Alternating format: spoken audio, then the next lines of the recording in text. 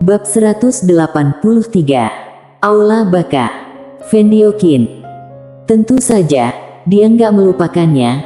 Vendiokin banyak membantu ketika dia berada di negara es. Sesudah datang ke alam semesta Guanxuan, dia mau bertemu Vendiokin, tapi dia takut akan jadi masalah, jadi dia nggak pergi. Dia nggak menduga Vendiokin akan berinisiatif mengiring orang membawakan kristal peri. Melihat cincin penyimpanan, Sander Ye tersenyum. Dalam perjalanan, dia punya banyak musuh, tapi juga punya teman, walaupun nggak banyak, tapi semuanya baik. Sander Ye menyimpan cincin penyimpanan, lalu menatap Brandon Chao. Kak Brandon, ayo kembali ke Sekte Pedang. Brandon Chao mengangguk. Keduanya terbang dengan pedang. Sesudah kembali ke Sekte Pedang, Sander Ye pergi ke gurun dan melihat cakrawala yang tak ada habisnya. Arena latihan. Disinilah tempat murid-murid Sekte Pedang berlatih, energi spiritualnya mental. Latihan. 1 bulan lagi dia akan bertarung dengan orang pilihan takdir, tentu saja dia nggak akan menyia-nyiakan bulan ini. Kali ini, dia mau menerobos ranah lagi. Segera, suara pedang bergema. Di kabinet, Ekali yang sedang meninjau dokumen mendadak berhenti. Dia melihat ke depan, bayangan virtual muncul. Itu Anyo. Ekali menatap Anyo, sudah selidiki. Anyo menggeleng, nggak bisa menemukannya. Nggak bisa menemukannya. Ekali mengernyit. Sesudah hening beberapa saat, dia berujar, nggak perlu selidiki lagi. Kalau terus menyelidikinya, kamu akan berada dalam bahaya. Anyo mengangguk, ragu-ragu sejenak, lalu berujar, Ketua Kabinet, aku punya firasat buruk. Masalah ini mungkin gak sesederhana yang kita duga, mungkin ada dalang besar. Ekali mengangguk, aku tahu, tapi kamu gak boleh selidiki lagi, itu berbahaya bagimu dan mungkin membuat musuh waspada. Anyo mengangguk, paham. Ekali mendadak bertanya, apa ada masalah dengan orang yang melindungi bocah itu? Anyo tertegun, lalu berujar segera, jangan cemas, Tuan Asisten Kepala, orang-orang akademi tersembunyi sangat setia pada Master Pedang. Ekali mengangguk, kamu kirim 5 peri Suyue ke negara N untuk melindungi keluarga Ye dan keluarga Nalan di negara N. Kalau ada masalah, segera bawa keluarga Ye dan keluarga Nalan kembali ke pusat. Anyo mengangguk, paham. Ekali berujar lagi, kirimkan juga peri Suyue untuk mengawasi Ella Fei dari Akademi Guanxuan negara N. Anyo mengangguk, oke. Ekali mengangguk, pergilah. Anyo membungkuk dan pergi. Begitu Anyo pergi, ruang dan waktu terbelah di depan Ekali. Detik berikutnya, satu orang tua berjubah hitam keluar, di belakangnya ada 30 master berzirah hitam. Zirah ilahi Guanxuan. Peralatan terkuat di alam semesta ini. 30 orang itu adalah pengawal Guanxuan kuno, pasukan terkuat di Guanxuan. Mereka berasal dari 30 juta tahun yang lalu, berpartisipasi dalam perang maya nyata, mereka selamat dari perang besar itu. Selain beberapa master teratas, di alam semesta Guanxuan, mereka yang terkuat. Pengawal Guanxuan kuno hanya tersisa kurang dari 10.000 orang di alam semesta Guanxuan. Si tua berjubah hitam menghormat pada Ekali, 30 orang itu juga menghormat. Ekali menatap si tua, keselamatan majikan muda diserahkan pada kalian. Bukannya dia nggak percaya pada Anyo, tapi dia harus siaga. Ketika pria itu nggak ada, dia harus bersiap total untuk menghadapi kemungkinan terburuk. Si tua berjubah hitam mengangguk, jangan cemas, Ketua Kabinet, kami hidup, majikan muda hidup. Ekali mengangguk, pergilah. 31 orang itu membungkuk dan menghilang. Sesudah 31 orang itu pergi, Ekali berdiri dan meninggalkan aula kabinet. Dia sampai di langit berbintang, di ujungnya ada aula. Aula Baka. Aula Baka juga di bawah yurisdiksi Akademi Guanxuan, tapi hanya segelintir yang tahu. Ekali sampai di gerbang Aula Baka, lalu keluar gadis berambut perak dan bergaun putih. Sang gadis menatap Ekali, "Siapa Nona?" Ekali tersenyum, "Apa kamu Nona Aurora?" Aurora terperanjat, "Apa kamu mengenalku?" Ekali mengangguk dan berujar sembari tersenyum, "Ya." Aurora ragu, lalu bertanya, "Siapa senior?" Ekali tersenyum, "Namaku Ekali." Aurora tertegun, lalu ekspresinya berubah, "Kamu ketua kabinet?" Ekali mengangguk lalu berujar sembari tersenyum, "Ya." Aurora segera membungkuk, "Salam ketua kabinet." Ekali menggeleng, "Nggak perlu sungkan, bagaimana kabarmu di Aula Baka?" Aurora mengangguk, "Bagus, guru memperlakukanku dengan baik." Ekali mengangguk, "Bawa aku menemui gurumu." Aurora segera berujar, "Silakan." Aurora membawa Ekali ke Aula Baka. Di Pagoda Budo. Di suatu wilayah laut, ledakan terus terdengar, ombak bergulung, langit dan bumi bergetar. Di antara awan, Devon menunduk dengan diam. Bang! Mendadak, laut terangkat hingga ketinggian ribuan kaki, ruang dalam radius ribuan kaki terbelah. Seorang pria keluar dari laut. Itu Targolu. Mata Targolu tertutup, dia membalik dan menekan tangan. Bang! Gelombang setinggi 1000 kaki meledak, ruang dan waktu pun hancur. Menyaksikan adegan itu, Devon tersenyum. Sesudah beberapa saat, ruang dan waktu normal lagi. Targolu menarik napas dalam-dalam. Dia menatap Devon yang tersenyum, "Selamat sudah mencapai ranah pencipta." Ranah pencipta. Sekarang dia berada di alam ranah pencipta, ranah puncak. Targolu tersenyum, "Kenapa nggak maju lebih jauh?" Dia maju selangkah. Bang! Aura mengerikan keluar dari tubuh dia. Bang! Awan gelap muncul di langit, lalu tekanan yang mengerikan menyelimuti. Melewati bencana. Menyaksikan adegan itu, Devon kaget. Langsung mencapai 2 level. Segera, guntur dan kilat muncul di awan hitam.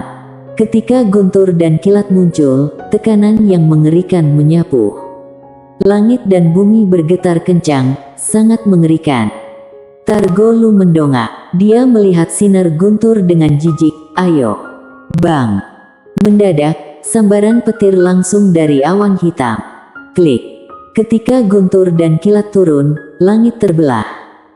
Targolu mendadak mengepalkan tangan kanan, lalu meninju ke atas dan berujar, "Hancurkan!"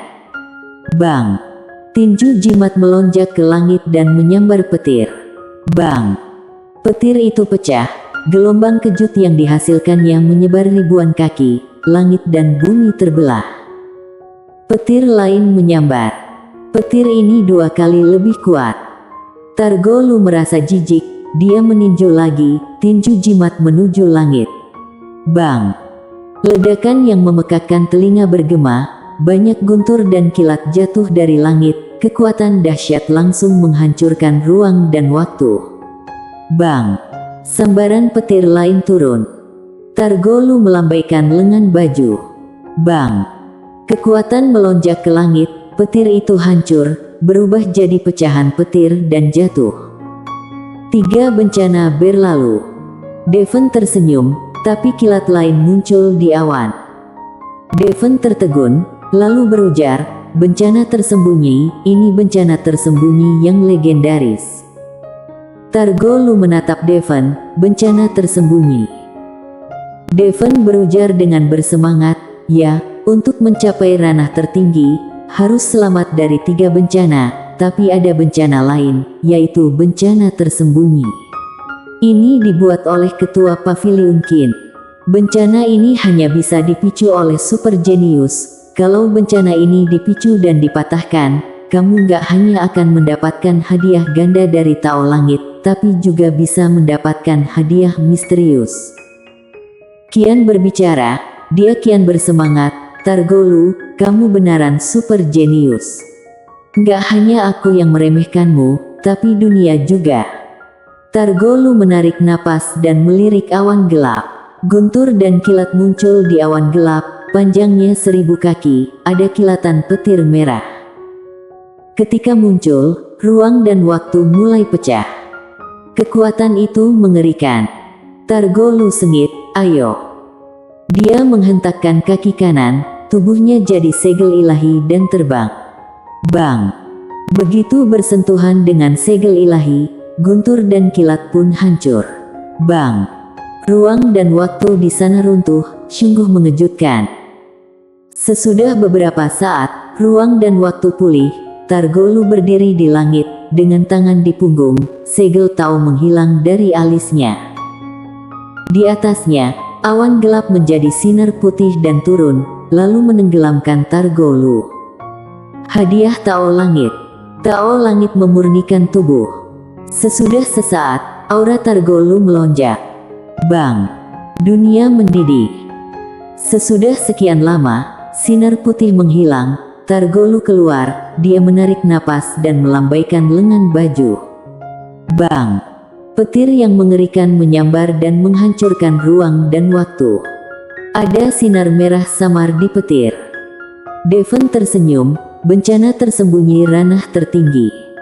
Targolu menutup mata dan terkekeh, Kaisar Pedang Agung. Kayaknya nggak hebat. Devon tersenyum, kuceritakan sebuah rahasia. Targolu menatap Devon. Devon tersenyum, aku baru saja mendapat kabar terbaru, Sander Ye bukan Kaisar Pedang Agung. Targolu mengernyit, bukan Kaisar Pedang Agung.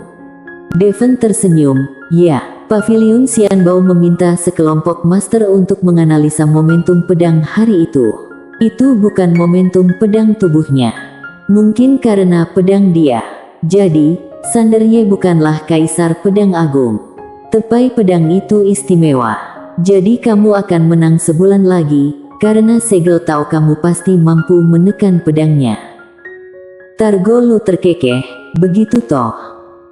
Devon mengangguk, kamu terus berlatih di sini, aku pergi membantumu menghubungi beberapa keluarga dan sekte bangsawan. Targolu segera membungkuk, terima kasih guru. Devon mengangguk dan pergi. Sesudah Devon pergi, Targolu menutup mata. Sebuah suara mendadak terdengar di benak, kalau kamu bilang kamu juga mengendalikan 2 domain dan juga kultivasi ganda Tao dan fisik, gak tahu mereka akan terkejut seperti apa. Targolu terkekeh, aku penasaran dengan pihak yang berinvestasi pada Sander Ye. Ekspresi mereka pasti akan mengesankan. Dia kayaknya memikirkan sesuatu, pendukung Sander Ye pasti nggak sederhana. Suara itu terkekeh, jangan cemas, di alam semesta Guanxuan, setelah Master Pedang Dunia dan Ratu Oril, nggak ada yang jago, termasuk Master Tiada Batas yang mereka banggakan dan yang disebut Kaisar Pedang Agung, semuanya itu semut. Bersambung.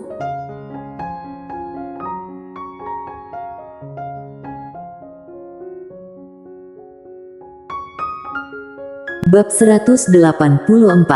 Kalau kamu baik, semuanya baik. Masih ada 1 bulan tersisa dalam pertarungan antara Sander Ye dan Targolu. Tapi banyak orang cakap dari seluruh dunia datang ke pusat Akademi Guanxuan. Ini pertarungan heboh. Siapa yang gak mau melihatnya? Akademi Guanxuan gak melakukan publisitas, tapi Paviliun Xianbao mempromosikannya. Tentu saja, mereka mempromosikan Targolu, sehingga ketenaran Targolu meroket. Paviliun Xianbao mempromosikan dengan gencar identitas. Targolu sangat terkenal di alam semesta Guanxuan. Dia sebagai orang pilihan takdir, baik sengaja maupun gak sengaja menghubungkan identitasnya dengan Master Pedang Dunia. Akibatnya, semua orang curiga Targolu adalah keturunan Master Pedang Dunia. Reputasi Targolu membesar. 30 juta tahun. Keturunan Master Pedang Dunia muncul. Orang-orang bersemangat. Biarpun Sander Ye adalah semu Kaisar Pedang Agung, tapi semi Kaisar Pedang Agung tampak lemah dari identitas Oang pilihan takdir. Master Pedang Dunia itu dewa abadi. Orang pilihan takdir adalah dewa abadi. Pertempuran ini dinantikan di alam semesta Guanxuan. Di negara N, Fu Gosong beserta yang lain sudah membawa Irfan Ye beserta yang lain dari keluarga Ye ke Akademi Guanxuan, jadi mereka tentu saja tahu urusan di pusat Akademi Guanxuan. Toh, Paviliun Xianbao gencar mempromosikannya. Ketika mereka tahu Sander Ye akan duel dengan orang pilihan takdir, Targo Lu, Fu Gosong beserta yang lain langsung mendukung Sander Ye. Dia dari Akademi Guanxuan negara N. Kalau Sander Ye menang, Akademi Guanxuan negara N bisa bangga selama 10 kehidupan. Enggak, sekarang seluruh negara N bangga dengan Sander Ye. Apalagi Akademi Guanxuan negara N memperlakukan Sander Ye kayak dewa. Di gunung belakang Akademi, di tepi danau di suatu tempat, dua orang tua berjalan perlahan. Kedua orang itu adalah Irfan Ye, kepala keluarga Ye, dan Mirwan Nalan, kepala keluarga Nalan. Gara-gara Sander Ye, status keluarga Nalan di negara N meningkat, apalagi apa yang dilakukan keluarga Nalan ketika itu jadi gosip di negara N. Sander Ye kehilangan seluruh kultivasinya, tapi keluarga Nalan gak memutuskan pertunangan dan gak memperburuk situasinya. Keluarga Nalan memang setia. Irfan Ye mengembus napas, dia sudah maju sejauh ini.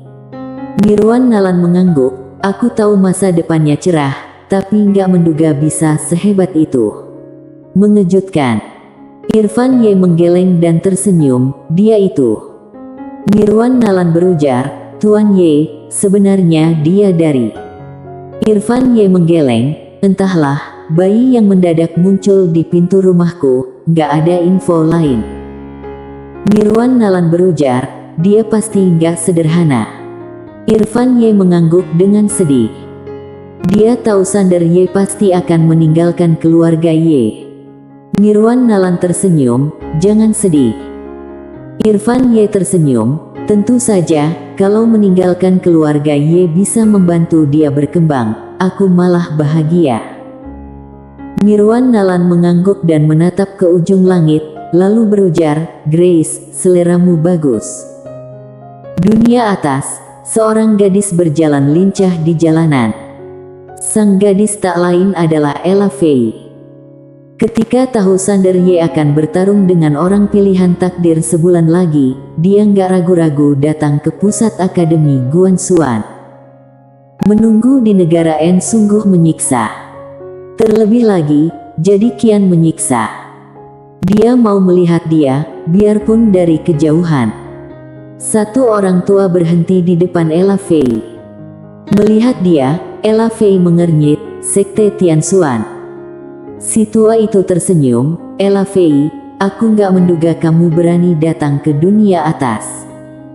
Ella Fei menatap si tua itu. Si tua terkekeh dan berujar, waktu itu, muridmu Sander Ye mengalahkan Panji Negara Qi dengan sengit. Sekte Tianxuan hanya bisa bersembunyi. Tapi dia memprovokasi orang pilihan takdir lagi. Konyol. Beberapa master Sekte Tianxuan mendadak muncul. Wajah Ella Fei muram. Si tua itu tersenyum, Ella Fei, hari kematianmu sudah tiba. Ketika berbicara, dia hendak beraksi, tapi pada orang tua berjubah hitam mendadak muncul di depan Ella Fei. Semua orang terperanjat. Si tua dari Sekte Tianxuan hendak berbicara ketika si tua berjubah hitam melambaikan lengan baju, puluhan master Sekte Tianxuan berubah jadi abu. Dihilangkan sepenuhnya. Ella Fei terperanjat. Si tua berjubah hitam menatap Ella Fei, Nona, mau ke pusat. Ella Fei mengangguk, dia melirik si tua berjubah hitam dengan waspada, siapa yang mulia? Si tua berjubah hitam berujar, kami dari majikan muda, diperintahkan melindungi Nona. Ella Fei tertegun, lalu bertanya, "Siapa majikan muda kalian?" Si tua berjubah hitam membuka telapak tangan, lalu melambai pelan. Ruang dan waktu terbelah, terowongan ruang dan waktu muncul di hadapannya dan Ella Fey. Menyaksikan adegan itu, mata Ella Fey menyusut, metode apa ini? Si tua berjubah hitam berujar, "Nona, aku sudah membuka terowongan ruang dan waktu dari sini ke pusat. Masuklah, Nona. Bisa tiba di pusat." Ella Fey menatap si tua berjubah hitam, "Siapa majikan muda kekalian?" Si tua berjubah hitam gak berbicara lagi, dia langsung membawa Ella Fey ke terowongan ruang dan waktu. Begitu keduanya masuk, ruang dan waktu normal lagi. Ketua Sekte Tianxuan meninggal tanpa jejak, konon dia meninggal dengan damai. Tanah Suci Lingsu. Medika Zhang dan sekelompok tetua berkumpul di aula. Situasi Tanah Suci Lingsu sulit. Karena sudah dihukum Paviliun Xianbao, Tanah Suci Lingsu nggak bisa menggunakan layanan Paviliun Xianbao. Yang terpenting Paviliun Xianbao bermusuhan dan memburu mereka secara keseluruhan dengan perburuan berhadiah. Selama membunuh orang dari Tanah Suci Lingsu, maka bisa mendapatkan hadiah kristal emas Paviliun Xianbao. Jadi, sesudah mengantar Sander Ye ke Sekte Pedang, Tanah Suci Lingsu menutup perbatasan, gak ada anggota yang diperbolehkan keluar. Hadiah Paviliun Xianbao mengerikan, karena mereka sangat royal. Di aula, semua orang tampak khusyuk. Pertarungan Sander Ye dan Targo Lu akan berlangsung sebulan, lalu nasib Tanah Suci Lingsu akan ditentukan. Kalau Sander Ye menang, Tanah Suci Lingsu bisa hidup. Kalau Sander Ye gagal, Tanah Suci Lingsu akan menghilang. Taruhan Tanah Suci Lingsu besar. Medika Zhang tersenyum, semuanya, karena sudah memilih Tuan Muda Sander, maka bertaruh sampai akhir. Sembari berujar begitu, dia berdiri, Tuan Muda Sander nggak terkalahkan. Tak terkalahkan. Tetua pertama mendadak berteriak. Semua tetua Tanah Suci Lingsu ikut meraung. Alamak. Sekarang kalau Sander Ye nggak tak terkalahkan pun mereka harus menganggapnya tak terkalahkan. Lubang Langit Su Yue. Di aula berkumpul sekelompok tetua yang dipimpin oleh Yasna Nanli. Yasna Nanli terlihat tenang, sedangkan tetua pertama dan tetua kedua tersenyum. Sekelompok tetua menatap mereka bertiga. Mereka tahu ketiga orang ini tahu sesuatu, tapi nggak mau bilang. Buat orang cemas. Yasna Nanli sempat panik, apalagi ini terkait dengan hidup matinya Lubang Langit Su Yue. Kalau Sander Ye kalah, dia juga akan putus asa. Paviliun Xianbao dan Akademi Guanxuan bermusuhan, siapa yang tahan? Biarpun dia percaya pada Sander Ye, dia mencemaskan seluruh klan. Tetua pertama dan tetua kedua nggak cemas. Tetua pertama tertawa dan berujar, "Kalian jangan membuat suasana jadi khusyuk. Ayo tertawa dan berbahagia." Wajah seluruh tetua muram. Bajingan sekali. Sekte Pedang. Goskar Chen berdiri di pintu Istana Pedang, ada Brandon Chow di sampingnya. Goskar Chen menatap langit. Brandon Chow bertanya, "Kakak seperguruan pertama, apa kamu pikir adik seperguruan Sander Ye bisa menang?" Goskar Chen berujar, "Menang kalah itu biasa saja. Tapi harus adil. Kalau ada yang berani curang, akan kubunuh." Brandon Chow mengangguk, "Tentu saja." Dia melirik langit dengan dingin, mereka seharusnya nggak berani. Goskar Chen berujar, "Belum tentu." Sesudah mendengarnya, Brandon Chow tertegun. Tempat pelatihan. 29 hari berlalu. Sander Ye bersila di tanah, merasakan langit dan bumi. Masih banyak kekuatan alam yang tersisa di langit dan bumi, itulah kekuatan langit dan bumi. Dengan menguasai kekuatan langit dan bumi, orang bisa mencapai ranah hukum langit. Segera, banyak elemen energi muncul. Sebenarnya dia mudah untuk naik ranah sekarang, karena tekniknya sakti, yaitu hukum Guansuan alam semesta. Dia sudah mendapat warisan dari tanah suci Lingsu, jadi lebih santai dari orang lain. Tapi, setiap kali dia naik satu ranah, dia harus memahami ranahnya dulu. Jadi, peningkatan ranah dia lambat, tapi stabil, nggak ada yang lebih stabil darinya. Sander Ye membuka telapak tangan, energi berkumpul ke arahnya, berbagai elemen langit dan bumi menyelimutinya. Sander Ye mengepalkan tangan kanan.